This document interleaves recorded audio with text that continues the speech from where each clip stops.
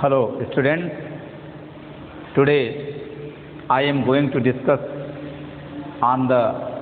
19th stanza of this poem, an elegy written in country churchyard। जैसा कि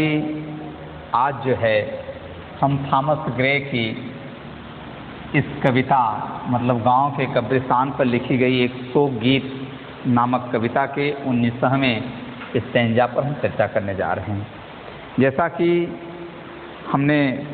पिछले stanza में इसके पहले मैंने बताया कि the villagers are the people who were lying in the grave, they are very simple, they do not like to the evil work, to finish the evil work, so they are very simple,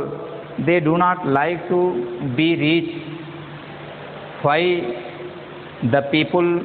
who were rich, they are related to the an evil work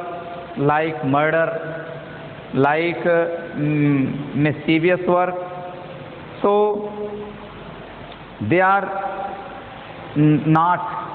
such kind of people who became very rich in their life। वे धनी और बहुत संभ्रांत और बहुत ही महत्वाकांक्षी व्यक्ति नहीं बनना चाहे, क्योंकि उन लोगों के कवि ने ये बताया, थॉमस ग्रे ये बता रहा है कि उन लोगों ने इस प्रकार का अपना जीवन पसंद नहीं किया, क्योंकि साधारण जीवन जिस प्रकार से उन लोगों ने बिताया उसमें किसी प्रकार से कोई हस्तक्षेप, किसी प्रकार से कोई आरोप नहीं लगा, क्योंकि वो लोग जानते थे कि महत्वाकांक्षी बनने के लिए रक्तपात मतलब कि मर्डर और ब्लडशेड मतलब कि खूनों को बहाना, हत्या करना इत्यादि कार्यों में शामिल होने की ज़रूरत पड़ती है। मतलब इत्यादि कार्यों में यदि आप शामिल होंगे तभी आप महत्वाकांक्षी बनेंगे। यदि आप साधारण रहेंगे, if you are very simple, you do not like to do such kind of or such evil work, why these works are related to become ambitious person। So in order or in further saying, in the 19th century the poet in the 19th stanza, I am sorry, not century, stanza, the poet Thomas Gray says that the people, कवि ये बार बार बताता है कि उन लोगों को, जैसा कि आपने स्टैंजा आप थोड़ा सा हम पढ़ दे रहे हैं, आप देखिए, far from the madding crowd ignoble strife, their sober wishes never learn to stray, along the cool sequestered vale of life, they kept the wees, they kept the noiseless tenor of their way. यहाँ पर जो ignoble लिखा है उसका मतलब होता है निकृष्ट, स्ट्राइफ माने संघर्ष,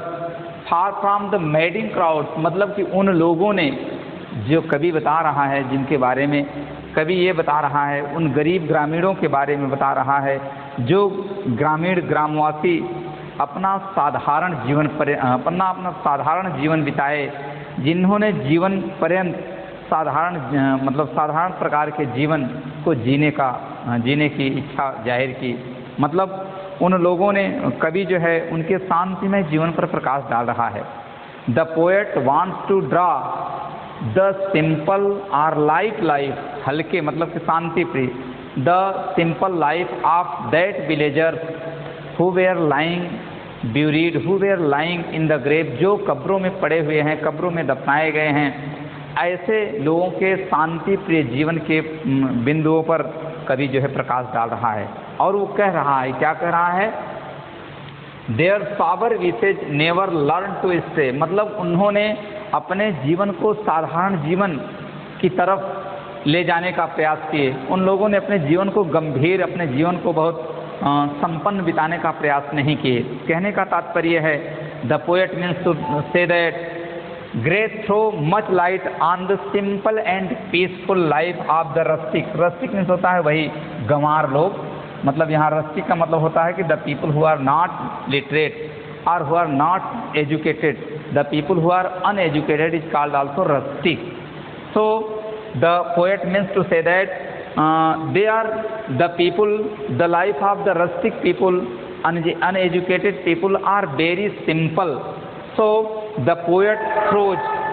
much light, the poet throws much light on the simple and peaceful life of the rural people are rustic. मतलब अनपढ़ गवार लोगों के जीवन पर प्रकाश डालते हुए कवि बता रहा है, क्या कह रहा है? Along the cool sequestered well of life, मतलब उनका जीवन जो था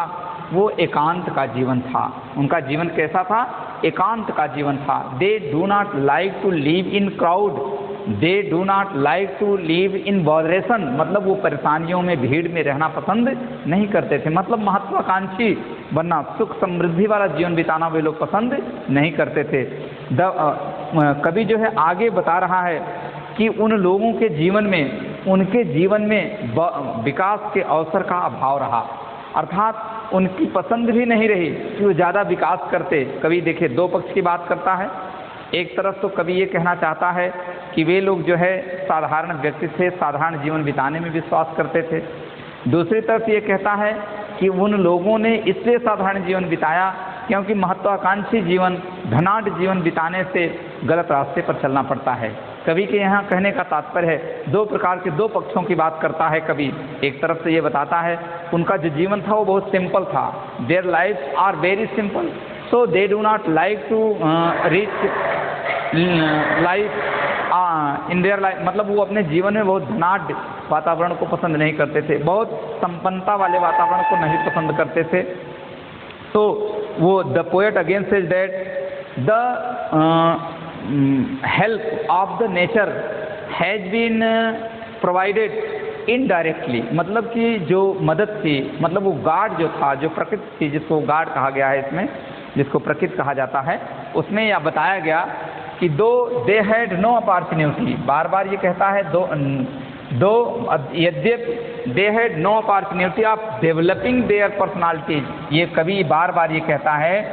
उनको अपने जीवन, अपने व्यक्तित्व, उनको अपने जीवन में व्यक्तित्व को विकसित करने का अवसर ही नहीं प्राप्त हुआ। कहने का तात्पर्य है कि अब यहाँ दो प्रकार की बात कवि कहता है। एक तरफ तो ये कहता है कि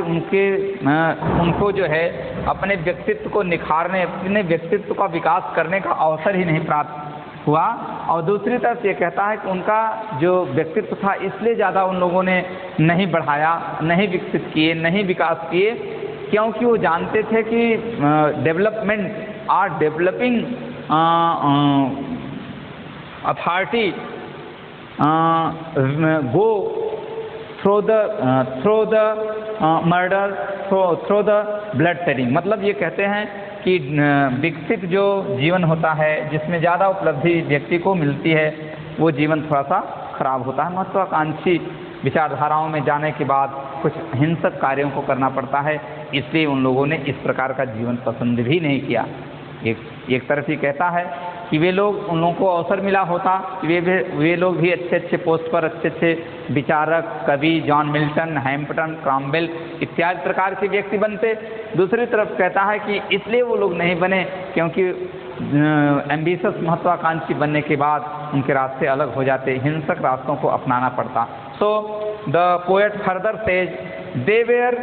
blessed by nature in an indirect way, कहता है कवि ये कह रहा है कि उनके जीवन के विकास के जो रास्ते थे उसका मार्गदर्शन केवल और केवल प्रकृति ने अप्रत्यक्ष ढंग से किया। प्रकृति ने मतलब कि अप्रत्यक्ष रूप से किया, मतलब कि प्रकृति ने उनकी मदद की, वो भी कैसे, खुल करके नहीं, अप्रत्यक्ष रूप से। अप्रत्यक्ष का मतलब होता है it was understood inspiration to the villagers, मतलब इस प्रकार का जो प्रेरणा थी, इस प्रकार की जो प्रेरणा थी वो अंडरस्टूड, मतलब छिप करके प्रकृति ने उनकी मदद की। So they have earned something in their life, उन लोगों ने अपने जीवन में कुछ ही कमाया। They have earn something in their life and remain still all things which are related to their life, और कुछ, बहुत कुछ उनके जीवन में शेष रह गया। So they were far away from the competition struggle and the ugly life of the town. मतलब ये उस नगर में जहाँ पर वे लोग रहते थे वहाँ पर प्रतिस्पर्धा मतलब कि जो प्रतियोगी संघर्ष थे उससे, एंड द अगली लाइफ, और मतलब बहुत खराब जीवन, मतलब नगर के बहुत खराब जीवन और प्रतिस्पर्धा वाले प्रयास से दूर ही रह गए। मतलब उनका जो जीवन क्षेत्र रहा, दे वेयर फार अवे फ्रॉम, मतलब उससे दूर रह गए। किससे? द कम्पिटिटिव स्ट्रगल, मतलब जो प्रतियोगी संघर्ष था जिसमें एक दूसरे से प्रतिस्पर्धा रहती थी। क्योंकि कहने का तात्पर्य है कि the competition raise the developing mind of a person. मतलब जो कंपटीशन होती है वो दिमाग के मतलब प्रतियोगी विचारधाराओं को उत्पन्न करती है। कहते हैं कि जो कंपटीशन होता है प्रतियोगी विचारधाराओं को, मतलब ये कंपटीशन क्या होता है, इसमें व्यक्ति जो है एक दूसरे से प्रतिस्पर्धा के विचारों से मेल खा करके प्रतिस्पर्धा के विचार उसके अंदर उत्पन्न होते हैं और वो अपने विकास के बारे में सोचता है। So competition raises a new mind, मतलब कि जो प्रतियोगी परीक्षाएं हैं, जो कंपटीशन है वो आदमी के दिमाग में एक नए सृजन का विकास, एक नया सृजन करती है। अच्छा, since they were not very much ambitious, अब यहाँ बताया जा रहा है कि ये लोग बहुत प्रतिभाशाली नहीं हो पाए, वे लोग बहुत प्रतिभाशाली नहीं हुए, क्योंकि बता रहा है सिंस, चूँकि they were not very much ambitious, वो बहुत ही प्रतिभाशाली नहीं हुए क्योंकि they did not develop in the voices that are known. मतलब वे जिन लोगों के बारे में जानते थे, नगर में जिन लोगों के बारे में उनको जानकारी थी कि जो व्यक्ति प्रतिभाशाली है, महत्वाकांक्षी है, उसके रास्ते क्या हैं, उसके मतलब उसके जीवन के लक्ष्य क्या हैं, इसलिए वो लोग अपने जीवन में प्रतिभाशाली महत्वाकांक्षी व्यक्ति नहीं बन पाए। The vale of their life was cool calm and quiet. The vale of life, उनका जो दिनचर्या था, उनके जीवन की जो दिनचर्या थी वो कैसी थी, मतलब कि वाज कूल, मतलब वो ठंडे दिमाग के व्यक्ति थे। मतलब कि जो ग्रामीण लोग जो उसमें दफनाए गए हैं वो बहुत महत्वाकांक्षी व्यक्ति नहीं थे। वो लोग अपने बहुत महत्वाकांक्षी वाले विचारधारा को बहुत अग्रसित नहीं किया, उनमें दोष नहीं आ पाए। मतलब अगर महत्वाकांक्षी होते, वो कहने का तात्पर्य है कि the poet means to say that if a man has become a ambitious person he turn his life in bad companies, in bad ways, मतलब खराब रास्तों पर चलने की उसकी लत पड़ जाती है। अर्थात जब वो महत्वाकांक्षी नहीं हो पाए तो वो क्या कि उनके अंदर दोष भी नहीं पाया गया। कवि के कहने का तात्पर्य है कि जो पूर्वज लोग उस कब्र में दफनाए गए हैं वे बहुत महत्वाकांक्षी भी नहीं बन पाए। जब महत्वाकांक्षी नहीं बन पाए तो दे आर वेरी प्योर, मतलब वो बहुत पवित्र रहे। The soul of the villagers are very pure, उनकी आत्माएं बहुत पवित्र रही। Why? They are not ambitious, they are not become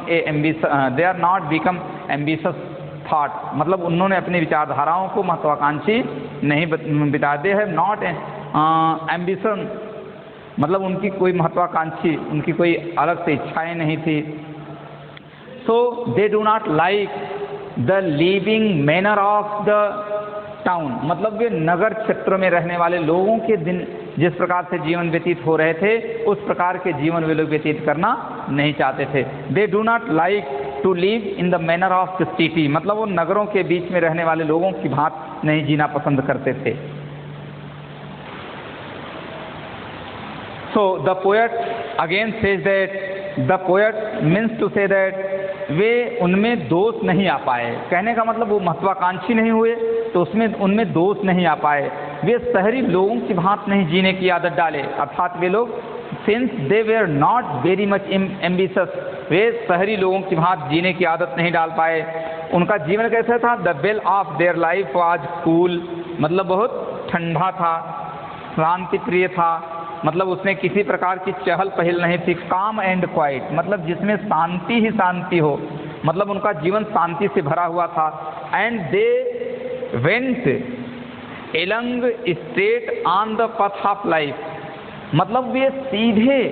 अपने जीवन को कैसे बिताया, बहुत साधारण ढंग से बिताया। उनका जो जीवन था बहुत साधारण ढंग से बीता, मतलब उनके जीवन की घाटी पूर्णतया शांत थी। तब उनके जीवन की दिनचर्या, बेल मीन्स यहाँ घाटी, घाटी मीन्स जीवन की दिनचर्या, बेल मीन्स यहाँ पर घाटी होगा, घाटी मीन्स होता है दिनचर्या, मतलब उनकी जो दिनचर्या थी, उनके जीवन की जो दिनचर्या थी, उनके जीवन का जो उतार चढ़ाव था, उनके जीवन में जो विकास का जो अवसर प्रदान हुआ, अवसर प्राप्त हुआ, अर्थात कहने का मतलब कि उनका जो जीवन की, उनकी जो जीवन की दिनचर्या थी वो पूर्णतया शांत थी। वे सदैव they like to go on the straight way of life, straight पथ ऑफ लाइफ, वे सीधे अपने मतलब को जीवन के मार्ग पर सीधा चलना उन्होंने सीखा। The poet means to say that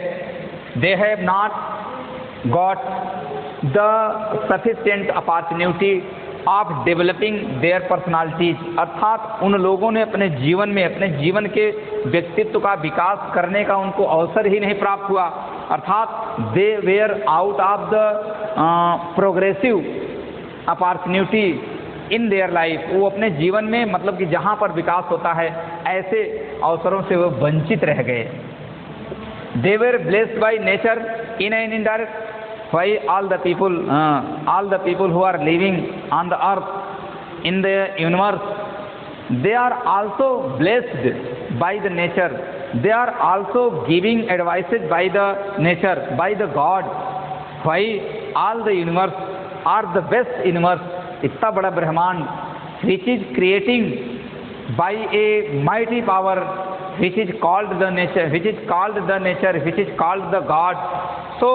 all the people, all the human beings who are living on the earth, they are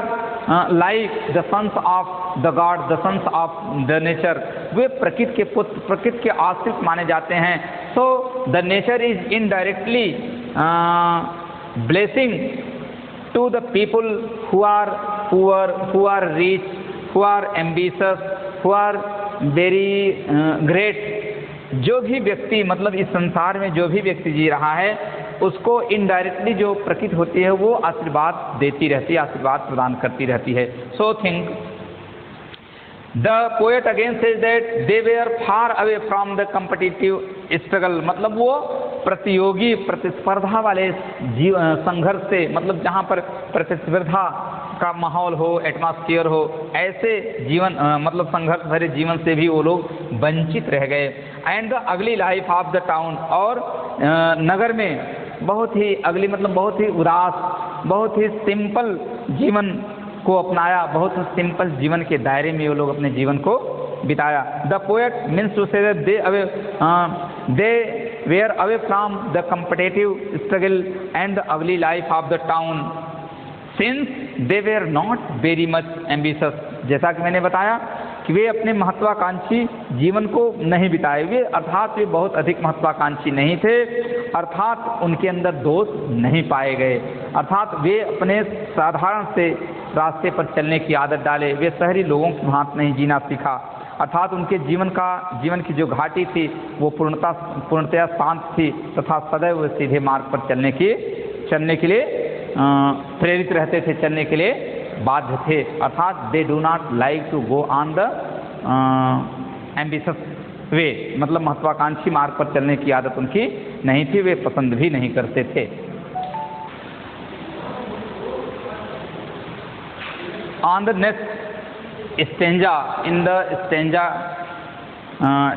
number of 20, मतलब कि 20वें स्टेंजा में द पोएट थॉमस ग्रे, जैसा कि आप लोगों को इस 19वें स्टेंजा में कवि ने उनकी महत्वाकांक्षा, वे महत्वाकांक्षी क्यों नहीं होना चाहते थे, उनका जीवन किस प्रकार था, उनको पूर्णतया अवसर मिला कि नहीं मिला, इस पर उन्होंने चर्चा किया। अब कवि जो है धीरे धीरे उनके द्वारा मतलब उनको किस प्रकार का अवसर प्रदान हुआ, वे किस प्रकार से अवसर से वंचित रह गए, वे किस प्रकार से उनकी कब्रें जो थी उपेक्षित रह गई, किस प्रकार से लोग उनकी यादगार में कुछ बनवाए नहीं, कुछ स्मृति चिन्ह नहीं बनवाए, उस पर चर्चा कर रहा है। थोड़ा सा हम पैसेज पढ़ रहे हैं, आप ध्यान देंगे। और इन passage, these passage are very important, wherein the poet has reached the middle position of the poem and he has reached in the he has gone to the middle area, to the middle thought or where the middle thought is consisting or is lying. So कवि अब ये बताता है कि वे किस प्रकार से उपेक्षित रह गए, उन पर कोई ध्यान नहीं दिया, उन पर उनका कोई स्मृति चिन्ह नहीं बनवाया, उनके बारे में लोग सोचे नहीं, और कवि अपने विचारों को, उनके प्रति क्या उसकी आस्था सोच है, उसको व्यक्त करते हुए कह रहा है, at even these bones from insult to protect some frail memorial still erected high nigh with uncouth rhymes and faithless sculptor decked implores the passing tribute of a sigh, नाई साई। कहने का तात्पर्य है यहाँ पर मेमोरियल, फ्रेल मेमोरियल होता है स्मृति की साधारण कब्रें, मतलब कि जो स्मृति है, मतलब कि याद के लिए जो साधारण कब्रें बनवाई गई थी, मतलब उनके लिए कहा गया है। अर्थात कहने का मतलब कि ये उन कब्रों का नाम है जिनको कवि ने स्मृति में बनाई गई साधारण कब्रों की बात करता है। मतलब कि वो कब्रिस्तान, वे कब्रें जिनमें गरीब ग्रामीण लोग दफनाए गए हैं, उनमें कुछ मतलब साधारण, मतलब कि कुछ लोग साधारण, मतलब समन ये बताता है, नाम नहीं बताता है, उसमें बताता है कुछ लोगों ने साधारण कब्रों पर स्मृति चिन्ह बनवा रहे हैं। वो कौन से लोग हैं, देखिए थोड़ा सा। At even these bones from insult to protect, कभी ये कहता है, the poet again says that, कभी ये बता रहा है, मतलब कि ये कहना चाहता है, in the view of the poet to save the nameless humanity from insult, मतलब अपमान से, मतलब अपमानजनक या अपमान से भरे हुए उन या अपमानित उन कब्रों में दफनाए गए लोगों के ऊपर जो मतलब अज्ञान हैं, जिनका कोई नाम नहीं है, जिनका कोई नामकरण नहीं हुआ है, जिसको कभी नहीं जानता है, ऐसे लोगों पर थोड़ा सा सहानुभूति प्रकट करते हुए, आंसू बहाते हुए कह रहा है, क्या कह रहा है, same frail memorial still erected nigh स्मृति, मतलब वो यादगार के लिए कुछ कब्रें जो हैं, उनको उन कब्रों पर जहाँ पर कवि जो है खड़ा हुआ है, उन कब्रों पर कुछ स्मृति चिन्ह बने हुए हैं। उस स्मृति चिन्ह को किसने बनवाया है, थोड़ा उसके बारे में कवि कह रहा है। उनकी उपेक्षित कब्रों को कोई स्मृति चिन्ह नहीं है, मतलब उनकी जो कब्रें हैं जहाँ पर कवि खड़ा हुआ है, उस पर किसी प्रकार की कोई स्मृति चिन्ह नहीं बना हुआ, क्योंकि they are very simple, they have buried in the simple grave, मतलब वो साधारण कब्रों में दफनाए गए हैं, इसलिए उनकी साधारण कब्रों को, यदि वो चर्च गिरजाघर के कैंपस में दफनाए गए होते तो क्या कहते हैं कि उस पर स्मृति चिन्ह लगे होते, वे महत्वाकांक्षी लोग होते, तब ऐसा होता, ये लोग साधारण लोग हैं। इन अप्रसिद्ध लोगों की कब्रों को पैरों के तले रौंदने के अपमान से बचने के लिए, वो कहता है, मतलब कि इन कब्रों को कोई अपने पैरों तले न रौंद दे, इस विचारधारा को अपने मन में रखते हुए जो कुछ सज्जन लोग थे, कुछ अच्छे लोग हैं, जिन्होंने एक साधारण कब्र पर स्मृति चिन्ह थोड़ा सा बनवा दिए हैं। कहने का मतलब जिन पर साधारण काव्य पंक्तियाँ खुदी हैं, जिसके राहगीरों की अस्तुप्रित श्रद्धांजलि को आकर्षित किया जा सके। मतलब कवि ये कहता है कि जिस पर असुपूरित पंक्तियाँ खुदी हैं, मतलब उन स्मृति चिन्हों के मतलब शिलापट्ट जो लगे हुए हैं, उन शिलापट्टों पर कुछ जो है सहानुभूत, मतलब कि काव्य पंक्तियाँ, मतलब उस पर कुछ रचना करके उन कब्रों के शिलापट्टों पर लिखे गए हैं, मतलब जो साधारण हैं, ताकि वो जो राहगीर लोग जाते हैं, जो कब्र से गुजर रहे हैं, वो थोड़ा सा आकर्षित हो जाएं, उनका ध्यान उधर चला जाए। कहने का तात्पर्य है, जैसा कि आप देखते होंगे, this is the thought of a general life, मतलब ये साधारण जीवन की बात करते हैं कि आप किसी रास्ते से जाते रहिए, जब आप कहीं देखते हैं कोई चीज़ें आपको दिखाई पड़ती है, शिलापट्ट वगैरह लिखा रहता है, स्मृति चिन्ह वगैरह कुछ ऐसे बना रहता है, मतलब शिलापट्टों पर लिखा रहता है, तो आपका ध्यान उस पर उधर आकर्षित हो जाता है। तो कवि यही कहना चाहता है कि मतलब वो कितने उपेक्षित हो गए हैं, बड़ी उपेक्षा उनकी है, लेकिन उन उपेक्षाओं मतलब वो उन उपेक्षित कब्रों पर कवि जो है क्या कह रहा है, आंसू बहाते हुए, प्रायश्चित करते हुए, रोते हुए, कराहते हुए, संवेदना व्यक्त करते हुए कह रहा है कि कोई भी इन लोगों के स्मृति मतलब इनके कब्रों पर कोई भी स्मृति चिन्ह नहीं है। कुछ स्मृति चिन्ह है, वो क्या है, इन अप्रसिद्ध लोगों की कब्रों को पैरों तले न मतलब कोई रौंद दे, इसलिए कुछ लोगों ने, कुछ साधारण लोगों ने स्मारक बना दिए हैं। उनकी बातों को स्पष्ट करते हुए कवि कह रहा है, क्या कह रहा है, थोड़ा सा मैंने संकलित किया है इन पंक्तियों को, आप थोड़ा सा ध्यान देंगे। In the view of the poet to save the nameless humanity, मतलब कि बिना नाम के, जिनका कोई नाम चिन्ह नहीं है, जो कोई व्यक्ति नहीं है, ह्यूमैनिटी मैंने मानवता फ्रॉम इंसल्ट, मतलब उस अपमान की अपमानित, मतलब नेमलेस ह्यूमैनिटी मतलब बिना नाम की मानवता, फ्रॉम इंसल्ट माने अपमान की तरफ से, मतलब उपेक्षित व्यक्तियों की तरफ से, उपेक्षित लोगों पर कवि जो है आंसू बहाते हुए उनकी कब्रों को किसी प्रकार से सुरक्षित किया जाए, उनकी कब्रों पर थोड़ा सा स्मृति चिन्ह बनाया जाए, इस पर विचार करते हुए कहता है। मतलब जो कवि है आंसू बहाते हुए स्मृति चिन्ह बनाया जाए, इस पर विचार करते हुए वो कह रहा है, क्या कह रहा है कि ये कब्रें जो हैं पूर्णतया उपेक्षित हैं। There is no any significance, there is no any importance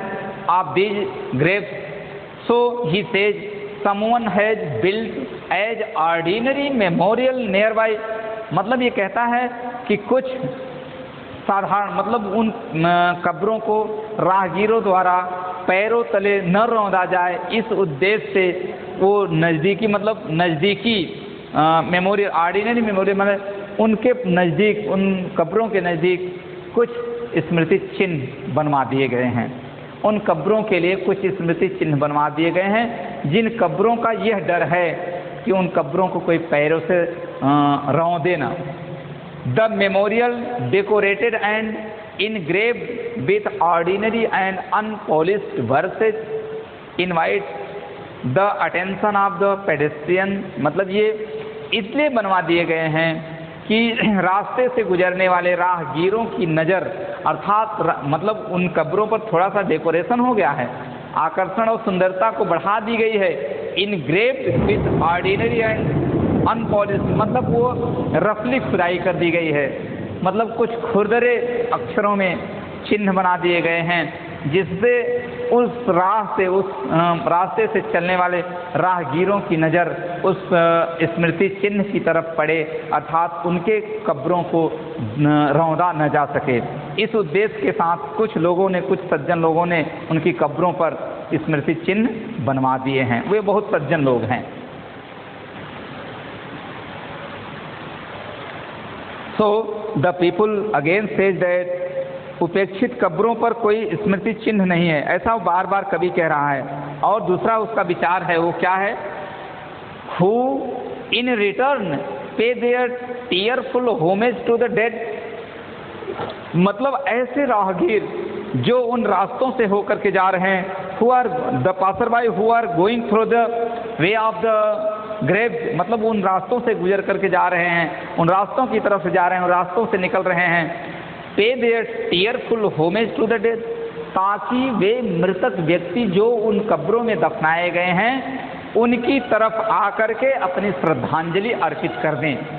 अपने अश्रुपूरित विचारों को वहाँ रखें। मतलब अश्रुपूरित विचार का मतलब होता है जिसमें आंसू निकलें, अर्थात संवेदनाओं के साथ अपने विचार को, अपनी श्रद्धांजलि को उन मृतक व्यक्तियों के कब्रों पर प्रकट करें। कवि के कहने का तात्पर्य है कि कुछ लोगों ने उनके साधारण कब्रों पर, कुछ सज्जन लोग उनके साधारण कब्रों पर स्मृति चिन्ह बनवा दिए हैं। इस उद्देश्य से बनवा दिए हैं कि ताकि उनकी कब्रों को कोई पैरों तले न रौंदे,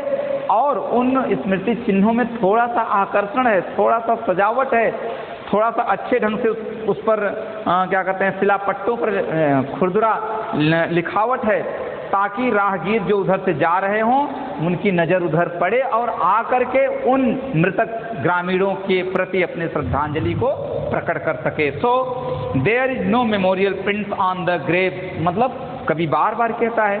कि उन साधारण कब्रों पर कोई भी मेमोरियल प्रिंट्स नहीं है, मतलब याद करने वाले यादगार के कोई भी चिन्ह नहीं बने हुए हैं। मतलब there is no any epitaph, someone has made a simple grave to save from crushing by feet, मतलब कुछ लोगों सज्जन लोगों ने उन कब्रों पर कुछ साधारण स्मृति चिन्ह बनवा दिए हैं ताकि कोई अपने पैरों से उसको रौंद न सके और उस रास्ते से गुजरने वाले राहगीर जाकर के अपनी श्रद्धांजलि उनके प्रति प्रकट कर सके। सो अब मैं इसके बाद स्टेंजा 21 में जो है पहुंच रहा हूं और इस प्रकार से स्टेंजा 20 मतलब 20वें जो पद्य है उसका मैंने डिस्कशन किया। अब मैं आशा करता हूं, मैं उम्मीद करता हूं कि इसको जो है मैंने बहुत साधारण शब्दों में, बहुत साधारण अर्थों में मैंने बताया है और मैं उम्मीद करता हूं कि आप लोग इसके अर्थ को थोड़ा सा समझ गए हो। So I mean to say that these are very important lines which are given on behalf of the meaning of this passage. So the meaningful lines which has been written on the blackboard, these are very remarkable. So I hope the students should write something about an explanation of every passage to know the meaning of, the view of, the thought of the poet. So thank you very much. I will discuss the next passage of this poem. So आप लोग जो है लगे रहें, देखते रहें। मैं अभी अगले पैसेज का डिस्कशन करने जा रहा हूँ। The poet further says that the memory print is very significant, or the memory print's role is very significant in order to the life of the general villagers। मतलब उन साधारण लोगों की याद में बनाए गए साधारण स्मृति चिन्हों का अपना महत्व है। मतलब कवि ये कहता है कि जिन साधारण लोगों ने उनकी कब्रों पर उनको जानने के लिए उनकी कब्रों को पैरों तले न रौंदे जाएं, इस उद्देश्य से जो स्मृति चिन्ह बनाए हैं, जो स्मृति चिन्ह लोगों ने बनवाया है, उन स्मृति चिन्हों का भी अपना अपना महत्व है। मतलब कि these are not worthy days, these are not worthy, मतलब वो बेकार नहीं हैं। These are worthful, these are important, मतलब वो महत्वपूर्ण हैं, योग्य हैं, काबिल हैं, मतलब उनका भी अपना महत्व है। मतलब द मेमोरी, मतलब कि the memory print or the memorial prints which has been dug, which has been connected, which has been given, which has been put on the grave of the villagers. These are very important. If the name of the person, the name of the persons and the age of the persons and the death time of the persons and some lines of the verses which are related to the Bible are written on that print, on that memorial print, on that memorial stone. They are very important. कभी ये कहता है कि यदि वे पद चिन्ह जो उन साधारण कब्रों पर खोद करके, साधारण कब्रों पर बनाए गए हैं, साधारण कब्रों पर लिख करके लगाए गए हैं, पद क्या कहते हैं कि वो स्मृति चिन्ह वहाँ पर बने हुए हैं, उनका भी अपना महत्व है। यदि उसमें का हो, मतलब किन चीज़ों का वर्णन हो। कवि कहता है some illiterate poet has written the names, यदि उन पर उन स्मृति मतलब चिन्हों में, मतलब उन स्मृति पत्रों में, यदि उन स्मृति स्मारकों में उनके नाम लिखे गए हों, रिटेन द नेम्स मतलब उनके वर्ष लिखे गए हैं, किनके, जिनके बारे में वो स्मृति चिन्ह लगा हुआ है, एंड देयर प्लेसेज उस स्थान का नाम लिखा गया है जहाँ पर उनकी मृत्यु हुई है। Of fame on the memorial मतलब उनकी प्रसिद्धि, उनके जीवन की मतलब कि जो शैलियाँ रही, उनके जीवन का जो कार्य रहा हो, यदि उनका नाम, उनकी उम्र, उनका वर्ष, उनकी उम्र, उनका स्थान इत्यादि उन कब्रों के स्मृति चिन्हों पर लगे गए हों तो उनका भी अपना एक महत्व होता है, क्योंकि ये माना जाता है कि इसको भी किसी साधारण कम पढ़े लिखे कवि के द्वारा ही बनाया गया होगा। जैसे यदि कोई मान लीजिए ग्रेव है, उस ग्रेव पर, उस कब्र पर स्मृति चिन्ह के परिप्रेक्ष्य में, के संदर्भ में उस व्यक्ति का नाम लिखा हो, the name of the person, the age of the person, the place of the grave and the fame of the person which he earned in the living life, it is regarded that he has written many verses on the memorial मतलब उस स्मृति चिन्ह पर कुछ कविताएं, कुछ Bible की पंक्तियों को लिखा गया हो, खोदा गया हो। So these memorial prints are very important for those people who are lying buried in the grave, so which are likely to inspire a villager to die for a cause मतलब वे चीज़ें which are likely to inspire वे प्रेरित करती हैं, वे प्रेरणा देती हैं कि die for a cause किसके कारण,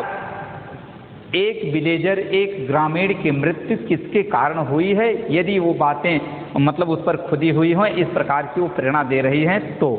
the poet again says that the importance of general Graves in its मतलब ये कहता है, कभी ये कह रहा है कि उन कब्रों पर वो जो स्मृति चिन्ह बने हुए हैं, अर्थात उन साधारण कब्रों का भी अपने आप में एक महत्व, एक अलग पहचान है। देयर नेम यदि उन कब्रों पर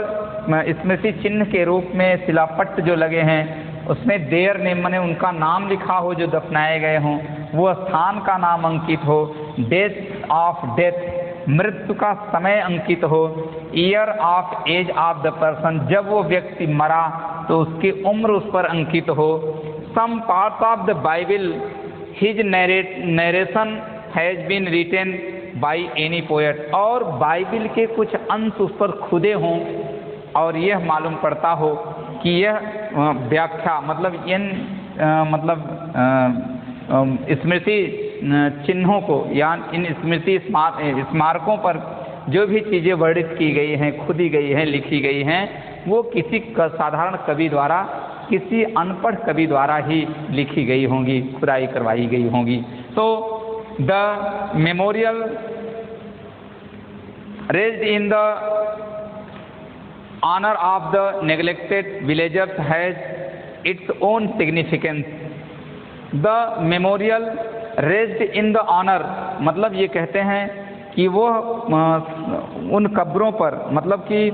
the memorial raised in the honour of neglect मतलब उनके सम्मान में जो चीज़ें, उन ग्रामीणों के सम्मान में जो चीज़ें साधारण कब्रों पर लिखी गई हैं उनका भी अपना महत्व है। कभी ये कहना चाहता है कि यदि किसी ने उन कब्रों के ऊपर थोड़ी सी, बहुत साधारण कब्रों के ऊपर साधारण स्मृति चिन्ह इसलिए बनवा दिया है कि उस रास्ते से गुजरने वाले राहगीरों की नज़र उस पर पड़े और वो जाकर के उनके प्रति अपनी श्रद्धांजलि अर्पित कर सके, इस उद्देश्य से। और यदि उसमें उनका नाम, स्थान, मृत्यु का समय, मृत्यु के समय उसकी उम्र और बाइबिल के कुछ अंश खुदे हों तो उनका भी अपना अलग अलग महत्व है, अर्थात वे भी कब्रों पर लगे साधारण स्मृति चिन्ह भी महत्व रखते हैं, महत्वपूर्ण हैं, ऐसा कभी कह रहा है। So the poet again reminds about the memorial print or the importance of that memorial place where somebody or someone has made a general memorial prints which are related to the people, the villagers who are lying buried in the grave. So the poet saying further, कवि ये आगे बता रहा है कि जो लोग मतलब कि वे लोग जो उन कब्रों में दफनाए गए हैं उनका जीवन भी बहुत ही मूल्यवान रहा है। वे ऐसा नहीं कि वो निरर्थक लोग रहे हैं, व्यर्थ लोग रहे हैं, उनकी अपनी कोई प्रसिद्धि नहीं है, उनकी कोई अपनी पहचान नहीं है, ऐसा नहीं है। कवि के कहने का तात्पर्य है कि उनका भी अपना एक महत्व है। So the poet again says that in the next passage he is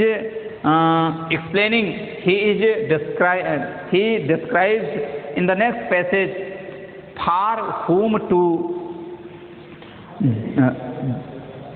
dumb forgetful pray. मतलब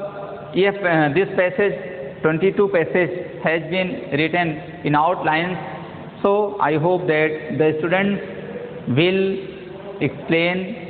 by reading the full passage of the stanza 22.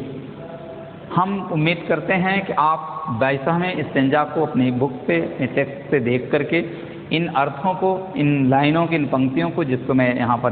Describe कर रहा हूँ, जिसका डिस्क्रिप्शन यहाँ पर दिया गया है, तो उनको आप मीनिंग टू मीनिंग मतलब कि word to word, sentence to sentence उसको जानने की कोशिश करेंगे और उसका अपने आप में क्या कहते हैं मेंशन करने की कोशिश करेंगे ताकि आपको इस पैसेज का पूर्णतया अर्थ ज्ञात हो जाए। So in further the poet reveals that, वो फिर वही दोहरा रहा है, कवि बार बार ये कहता है कि the people who are lying buried in the simple grave of the village, so they are very important of at that time. They are not very ordinary, they are not very simple person. If they have gotten the opportunity to read the book, to opportunity to develop his life, so they would go further in their life. अपने जीवन में वो आगे बढ़ते, यदि उनको भी अपने जीवन को आगे बढ़ाने का अवसर, उससे संबंधित किताबों और मतलब अच्छे अच्छे कवियों, लेखककारों के विचारों को पढ़ने का अवसर प्रदान हुआ होता। तो इस प्रकार से जो पोएट है थॉमस ग्रे है, वो जो है आगे कहना चाहता है, मतलब कि इस पैसेज के माध्यम से वो बताना चाहता है, वो कहना चाहता है कि जो जीवन है, जीवन का क्या मूल्य है, वो द इम्पॉर्टेंस ऑफ लाइफ, मतलब इम्पॉर्टेंस ऑफ लाइफ के बारे में यहाँ पर अब वो धीरे धीरे जो है मतलब वो जीवन के अंतिम मतलब कि मध्य स्तर से होकर के वो अंतिम स्तर तक मतलब जीवन के उस मूल्य की बात करता है। वो जीवन है क्या? अभी तो उसने ये बताया, सभी लोगों को बताया कि बड़े छोटे लोगों को मतलब कि किस प्रकार से, धनी लोगों को, एक सम्मानित लोगों को उनका क्या आदर्श होना चाहिए, उनका क्या जीवन होना चाहिए, उनके क्या उद्देश्य होना चाहिए। मतलब वे गरीब लोगों पर जो मतलब वंचित लोग हैं उन पर न वो हंसें, न उन पर मजाक उड़ाएं, न उनको दोषी, उनको ब्लेम करें। इसलिए बता रहा है कि वो क्या कहते हैं कि जो उनका जीवन है उनको भी यदि अवसर मिला होता तो वो लोग भी अच्छे जगह अच्छे कार्यों को कर सकते, इसलिए उनका उसमें कोई दोष नहीं है। So he is telling about the importance, he is saying about the importance of life, मतलब जीवन के महत्व के बारे में। The poet reached fair the importance of life has been indulged in this passage, जहाँ पर इन पंक्तियों को मतलब कि जीवन के महत्व की पंक्तियों को उल्लिखित किया गया है, मतलब उनके उद्देश्य को, उनके महत्व को बताया गया है। एंड इस मतलब कविता के अंतिम चरण पर, मतलब अंतिम चरण को मतलब कि क्या कहते हैं उत्तरार्ध की तरफ कवि पहुँच रहा है और बता रहा है वो जीवन का महत्व क्या है। द पोएट रिवील्स दैट, मतलब कवि ये बात, इस बात पर चर्चा करते हुए कहता है, life is a precious and dear, मतलब ये कहता है कि जो जीवन है वो काफ़ी महत्वपूर्ण और कीमती है, मतलब वो योग्य और कीमती है, मतलब उसका वैल्यू है। The life is full of value, there is no value of life, मतलब जीवन का कोई महत्व नहीं है, ऐसा कभी नहीं कहता है। The poet reveals that life is is so precious and dear that, मतलब जीवन इतना महत्वपूर्ण और कीमती है और महंगा है कि nobody wants to be completely forgotten after his death। कितनी इम्पोर्टेंट बात कहता है कवि, ये कहता है कि जीवन इतना महत्वपूर्ण होता है कि कोई भी व्यक्ति, जीवन इतना मूल्यवान होता है, मतलब कोई भी व्यक्ति इस जीवन को nobody wants to be completely forgotten after his death, मतलब वो सोचता है, हर व्यक्ति ये सोचता है कि मेरे मरने के पश्चात जब मेरी मृत्यु हो जाए तो पूर्ण रूप से मैं अपने जीवन को न भूल पाऊँ। It is impossible, but the people are thinking about such kind of thoughts which are related to their life. मतलब कवि अपने उस जीवन वृतांत की बात, उस घटना की बात कर रहा है जिसमें प्रत्येक व्यक्ति की विचारधाराओं को बताया जा रहा है कि nobody wants to be completely forgotten। कोई भी व्यक्ति पूर्णतया अपने जीवन के, मतलब आफ्टर हिज डेथ, अपने मृत्यु के पश्चात अपने जीवन को, अपने जीवन के मतलब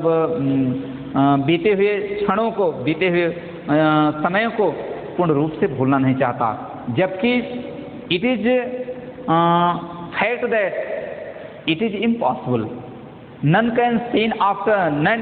the atmosphere after his death, मतलब अपने जीवन के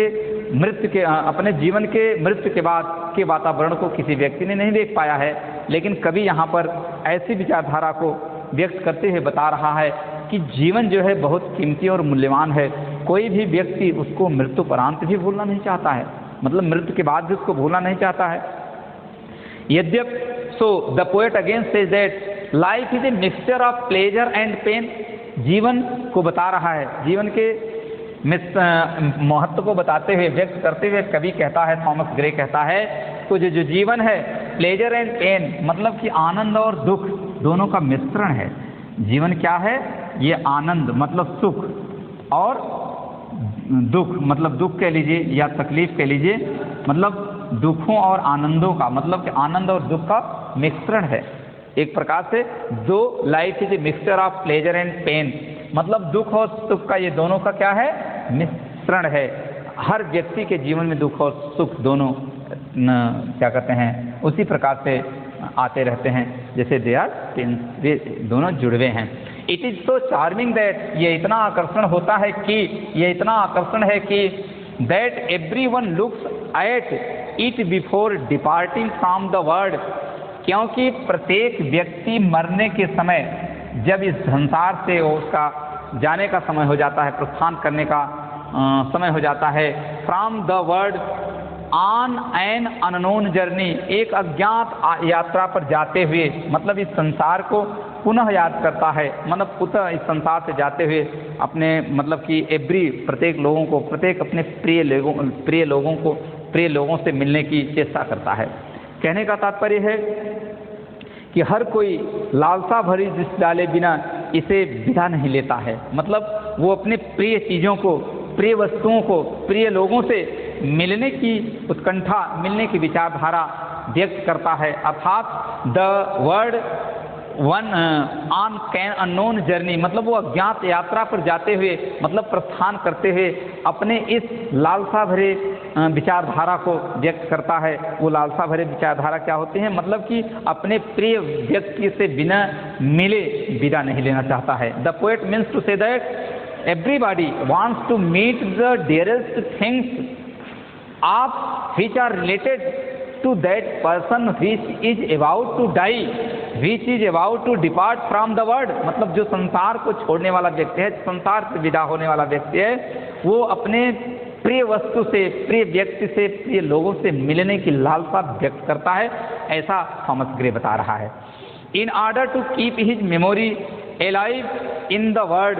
मतलब in order to keep his memory, वो अपने याद में, वो क्या बताता है आगे? वो कह रहा है एलाइव इन द वर्ल्ड, इस संसार में वह जो है स्मृति को अमर बनाने के लिए स्मृति लेख लिखवाना चाहता है। मतलब कि कुछ लोग ऐसे होते हैं, कवि ये बताता है कि कुछ लोग जो इस संसार से विदा होने लगते हैं तो वो अपने स्मृति लेख को लिखवाना चाहते हैं ताकि उनके जाने के बाद उनकी याद लोगों के अंदर, लोगों के बीच में बनी रहे। The poet again says that some memorial are erected in his honour, कुछ अपने सम्मान में कुछ अपने सम्मान के लिए यादों को बनवाना चाहता है, कुछ अपनी मान मर्यादा प्रतिष्ठा के लिए बनवाना चाहता है, कुछ इसलिए बनवाना चाहता है ताकि वो अमर रहे,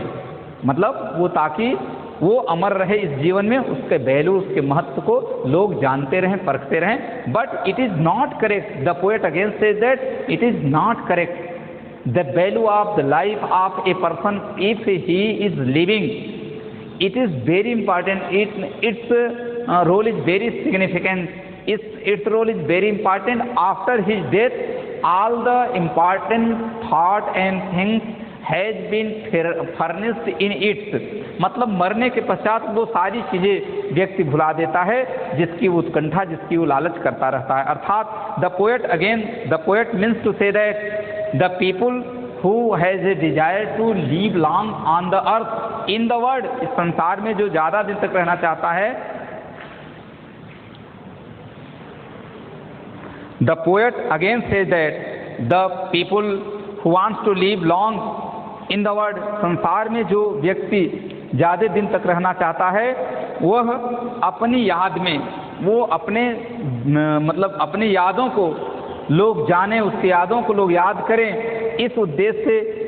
वो जो है अपनी याद में some memorial are erected in his honour, अपने सम्मान में कुछ यादों को, कुछ यादगारों को बनाए रखने के लिए वो जो है तवज्जो देना चाहता है, बनाए रखने के विचारधाराओं पर वो बल देता है। So the poet thoroughly